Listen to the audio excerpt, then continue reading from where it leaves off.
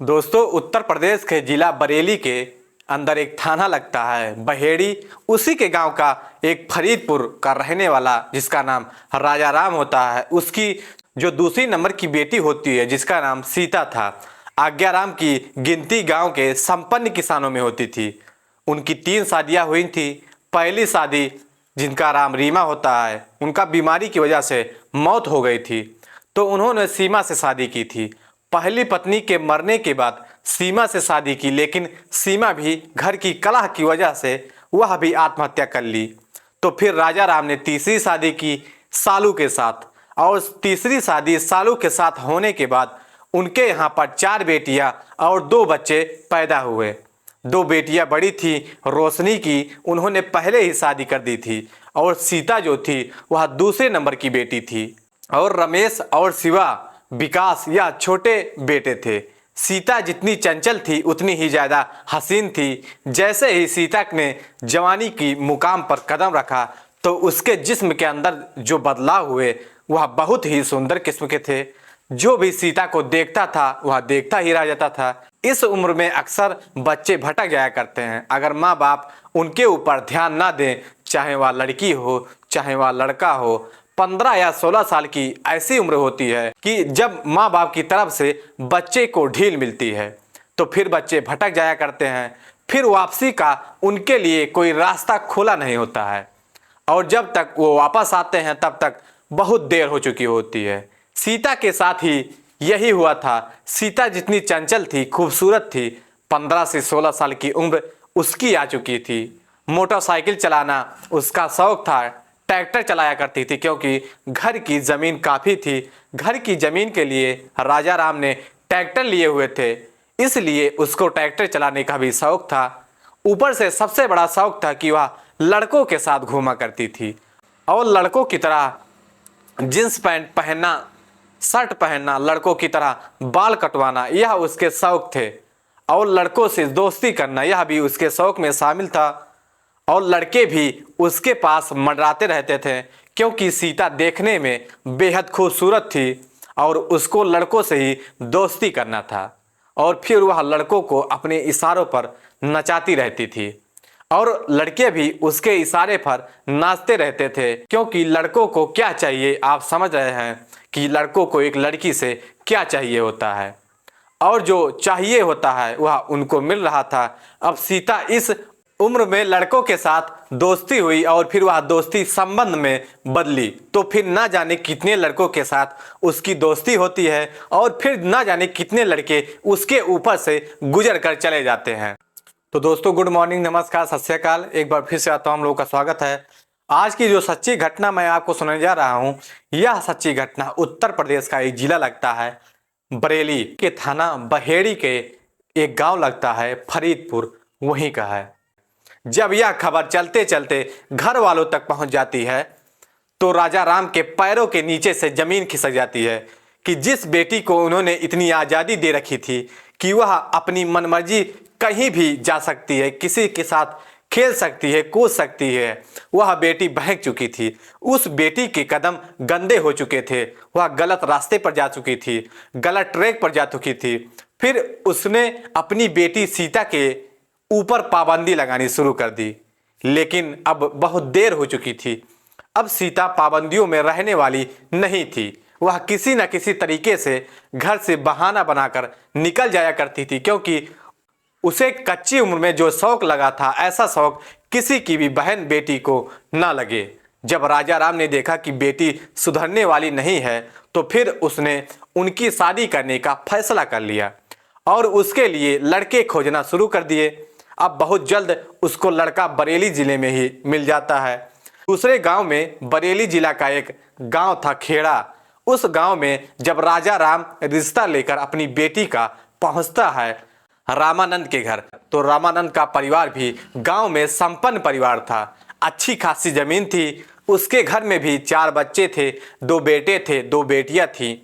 बेटियों की शादी कर दी गई थी। अब बेटों का नंबर था बड़ा बेटा जिसका नाम रमेश होता है। रमेश के लिए रिश्ता पहुंचता है। जब सीता के बारे में बातचीत होती है, उसका फोटो दिखाया जाता है, तो रामानंद को लड़की पसंद आ जाती है क्योंकि देखने में अच्छी थी, सुंदर थी और फोटो भी बहुत सुंदर था। तो रिश्ता पक्का हो जाता है, दोनों तरफ से सारे रस्मों रिवाज पूरे होते हैं और आखिरकार शादी का वो दिन भी आ जाता है जब दोनों करण और सीता पति पत्नी के बंधन में बंध जाते हैं। और पत्नी बनकर सीता जब करण के घर में दाखिल हुई तो सुहाग रात की पहली रात थी। उसने करण को अपना ऐसा दीवाना बनाया कि करण की तो मन की मुराद ही पूरी हो चुकी थी। सीता को अपनी पत्नी के रूप में देखकर, क्योंकि सीता बहुत ही सुंदर थी, बला की खूबसूरत थी, क्योंकि उसको जैसा पति चाहिए था, हट्ठा कट्ठा सीधा साधा भी हो, जो उसकी उंगलियों के इशारे पर नाचता रहे।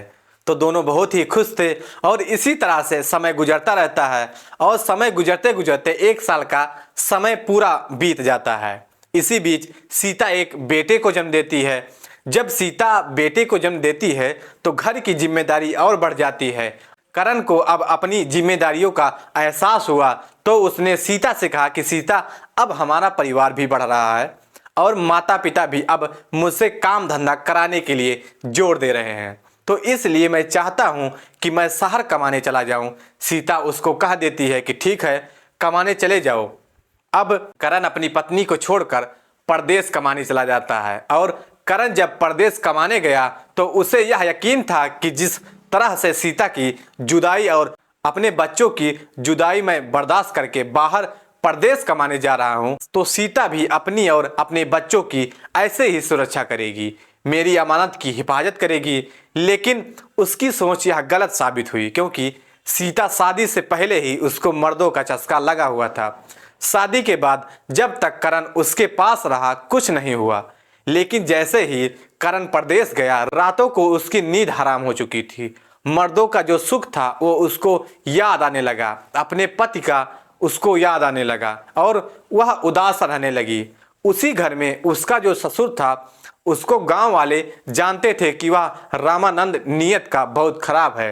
रामानंद की पत्नी उसको बच्चों की दुहाई देकर अपने पास भी नहीं भटकने देती थी कि भला बुढ़ापे में भी ये उम्र है संबंध बनाने की, और बच्चे की दुहाई देती है और उसको अपने पास भटकने भी नहीं देती। लेकिन रामानंद जो था वह जिस्म का हट्ठा कट्ठा था। अभी उसे पत्नी का जो सुख होता है उसका चिंता सताती रहती है और एक औरत की उसको तलाश रहती थी। पत्नी तो उसको अपने पास भटकने नहीं देती थी। अब संबंध कैसे बनाया जाए, तो फिर उसकी नज़र भी घर में अपनी बेटी की पत्नी पर पड़ जाती है।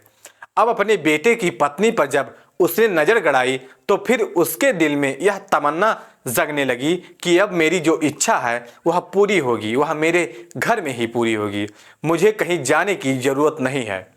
जब सीता उदास सी रहती तो फिर उसका ससुर उससे बातें करने लगा, उससे हंस हंस के बातें करता था। जब वह बच्चों को खिलाती रहती, बच्चे को अपने गोद में लिए होती, तो उसका ससुर अपने पोते को जब जब भी उससे लेता तो उसके स्तनों को बहाने से टच कर देता। उसको टच करने का कोई ना कोई बहाना वह ढूंढता रहता था। अगर वह कोई सामान लाता और उसको सीता को देता तब वह टच कर देता था। सीता कोई अनजान नहीं थी, वह भी एक अनुभवी औरत थी। सीता समझ चुकी थी कि ससुर जी का क्या चाहते हैं और ससुर जी मुझे क्यों टच कर रहे हैं, लेकिन सीता इसका विरोध नहीं कर रही थी।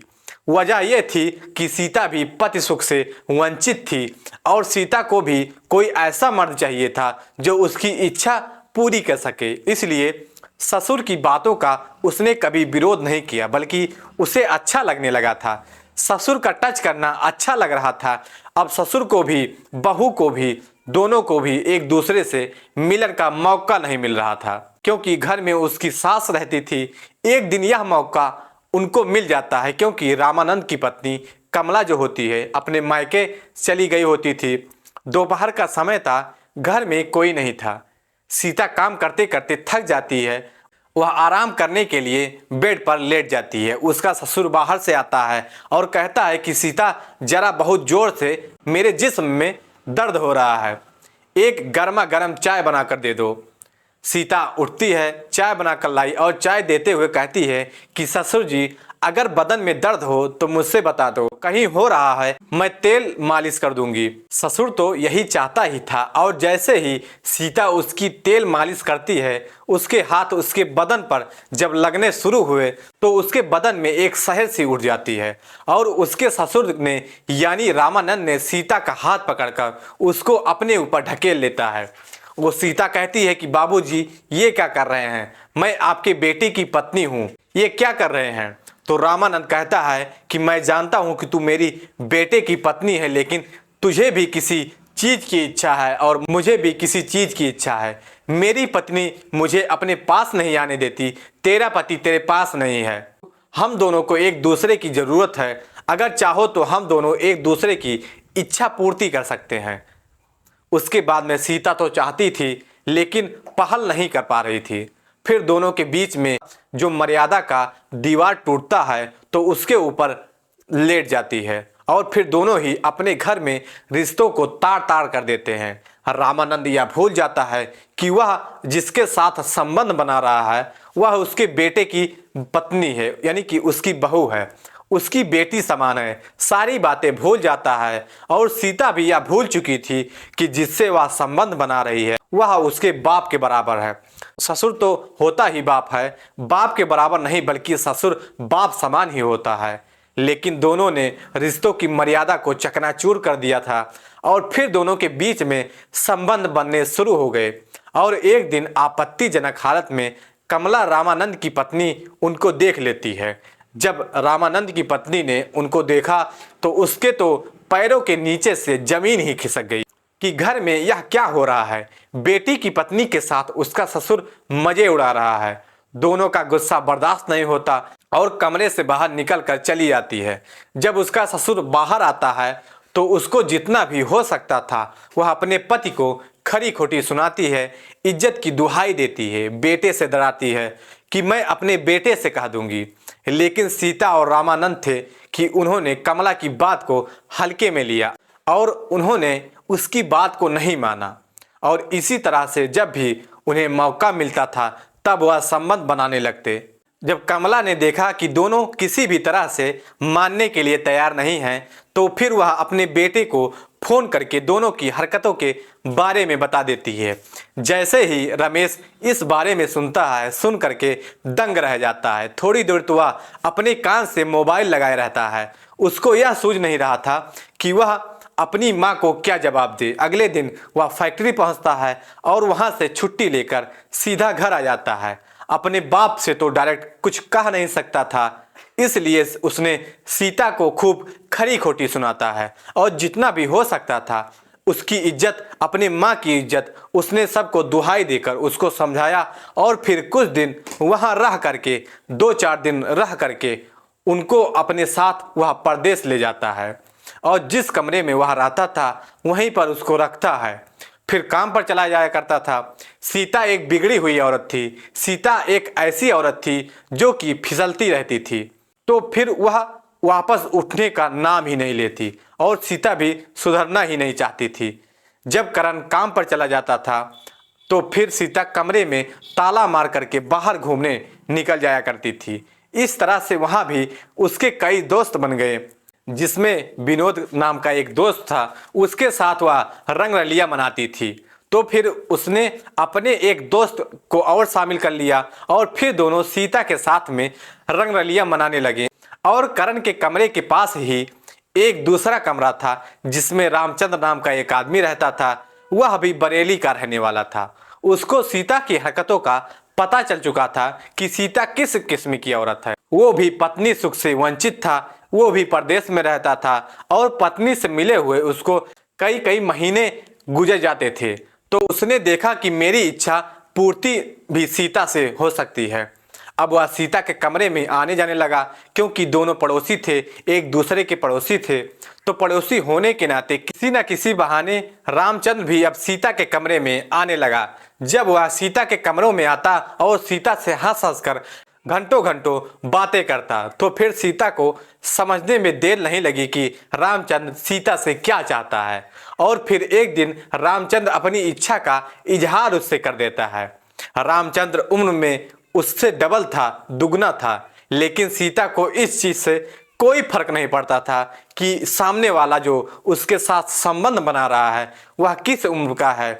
बस उसे तो अपने जिस्म का सुख चाहिए होता था और उसको पैसा चाहिए होता था। जो उसके ऊपर पैसा खूब लुटाया करता था, बदले में क्या उसको कोई फर्क नहीं पड़ता था कि मेरे साथ जो बिस्तर पर हो रहा है, मेरे साथ जो संबंध बना रहा है वह किस उम्र का हो। और सीता ने उसके साथ भी संबंध बनाना शुरू कर दिया। एक दिन करण काम से जल्दी घर आ जाता है। करण जब जल्दी घर आया तो कमरा अंदर से बंद था। जब कमरे में आवाज लगाता है और सीता को आवाज देता है कि दरवाजा खोलो, तो सीता ने काफी देर के बाद दरवाजा खोला और उसके कपड़े भी सीधा तरह नहीं थे, बाल भी उलट पलट थे, उसके बाल भी बिखरे हुए थे। करण उसकी हालत देखकर समझ जाता है कि अंदर कुछ ना कुछ दाल में काला है। तो करण को देखकर कहती है कि आज बहुत जल्दी आ गए। करण कहता है फैक्ट्री का जनरेटर खराब हो गया था, इस वजह से आधा दिन ही काम चला, उसके बाद छुट्टी हो गई, लाइट नहीं आई और मैं घर आ गया। जब वह कमरे में पहुंचता है तो रामचंद्र बैठा हुआ था और रामचंद्र को देखकर ही वह हक्का बक्का रह जाता है। करण सीता से कहता है कि रामचंद्र को क्यों बैठाया है। सीता कहती है कि पानी पीने आया था। करण कहता है भला दरवाजा बंद करके कौन किसको पानी पिलाता है, मुझे बेवकूफ बना रही हो। रामचंद्र तो पतली गली से निकल जाता है। वह सीता को खूब खरी खोटी सुनाता है, मारता भी है और उसके बाद में फिर वह अपनी कंपनी से रिजाइन देता है, वहां से भी इस्तीफा देता है और फिर वो हमेशा हमेशा के लिए सीता को लेकर अपने घर आ जाता है। और घर आने के बाद में फिर वह वहां 2-4 महीने रहा करता है। लेकिन जब घर में खर्चे की तंगी पड़ जाती है और उसके बाप ने भी उसको खर्चा भी देना बंद कर देता था। अब करण सिर्फ अपने ऊपर निर्भर था। फिर उसके बाद में वो उसे छोड़कर दिल्ली चला जाता है। उसके दिल्ली जाते ही सीता फिर अपने पुराने रवैये पर आ जाती है। फिर अपने ससुर के साथ वह सोने लगती है, वही कार्य करने लगती है। ये हुआ कि अपने ससुर ही नहीं बल्कि अपने चचेरे ससुर के साथ भी उसने संबंध बनाना शुरू कर दिया। उसका चाचा ससुर भी उसी का हम उम्र था और उसके साथ भी उसने संबंध बनाया। और उसके बाद जो प्रदेश में उसके साथी हुआ करते थे, जो उससे रिलेशन बनाए हुए थे, जो जिला बरेली के रहने वाले थे, उनकी फ़ोन पर उससे बात होती रहती थी। जब वह अपने घर पर वापस आई तो अब सीता ने उसके साथ भी मिलना शुरू कर दिया। जब उसका ससुर देखता है रामानंद कि सीता इधर उधर मुंह मार रही है तो उसने उसको डराना धमकाना शुरू कर दिया था। सीता कोई रामानंद की जागीर नहीं थी और उसने उससे साफ साफ कह दिया कि मैं तुम्हारे बेटे की जागीर नहीं हूँ। जब मैं तुम्हारे बेटे के कहने पर नहीं मानी तो मैं तुम्हारे कहने पर क्यों मानूंगी। मैं अपनी मर्जी की मालिक हूँ, मैं जो भी चाहूंगी जो भी करूंगी, तुम मुझे रोक नहीं सकते। जब उसने ज्यादा टोकी टाकी की तो फिर उसने अपने यारों से मिलकर रामानंद को मारने का प्लान बना लिया कि जब तक यह बुढ़ा नहीं मरेगा यह मेरे बीच में इसी तरह का बाधा बनता रहेगा। और फिर उसके दोस्त भी तैयार हो गए और एक दिन प्लान बनाकर सीता अपने दोस्त के साथ रामानंद को घर ले जाती है। सीता अपने दोस्त के घर रामानंद को ले जाती है। वहां जाकर शराब पार्टी होती है और शराब पिलाई जाती है और सीता रामानंद की शराब में नींद की गोलियां मिला दी। जब नींद की गोलियां मिला दी तो फिर रामानंद शराब पी करके पीछे लुढ़क जाता है। उसके बाद में अपने दुपट्टे से दोनों मिलकर के उसका गला घोट देते हैं और फिर सीता उसको मोटरसाइकिल पर बैठाती है। उसका यार पीछे बैठता है, उसको पकड़ करके वह बैठ जाती है और फिर एक सुनसान जगह पहुंचते हैं। एक बोरे में भरते हैं, उसमें कुछ पत्थर कुछ ईंट भरते हैं और फिर एक गहरी खाई में जहां पर खूब पानी भरा हुआ था उसको फेंक देते हैं। उसके बाद में वह अपने घर आ जाती है। घर आने के बाद में 2-4 दिन रही, फिर अपना मौज मस्ती के साथ वह निकल जाया करती थी। जब रामानंद कई दिन तक अपने घर नहीं लौटा तो अब उसके बेटे को, उसकी पत्नी को उसकी चिंता होती है कि आखिरकार रामानंद क्यों घर पर नहीं आया।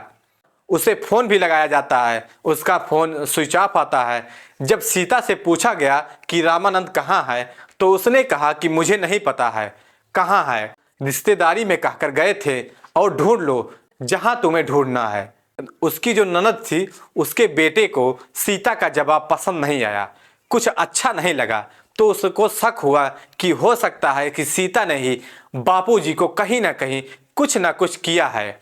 पुलिस थाने में रिपोर्ट होती है। जब पुलिस जांच होती है और सीता से पूछताछ होती है और उसको अच्छी तरह से रिमांड पर लिया जाता है, क्योंकि उसके बेटे बता देते हैं कि हमारे बापू का और सीता भाभी का नाजायज रिलेशन था। हो सकता है किसी न किसी वजह से भाभी ने भी बापू को ठिकाने लगा दिया हो। फिर पुलिस ने अपने तरीके से सीता से पूछताछ की तो सीता पुलिस की मार के आगे टूट जाती है और रामानंद की मौत को स्वीकार कर लेती है कि रामानंद को मैंने और मेरे यार ने मिलकर, प्रेमी से मिलकर उनको मौत के घाट उतारा है। उसके बाद में जब वह अपना जुर्म कबूल कर देती है तो फिर मौके वारदात पर पुलिस पहुंचती है। पुलिस जहां पर उन्होंने लाशों को ठिकाने लगाया था वहां फिर लाश को बरामद करती है, उसका पोस्टमार्टम होता है। उसके बाद में उन्हें सीजीएम की अदालत में पेश किया जाता है, जहां से दोनों को जेल भेज दिया जाता है।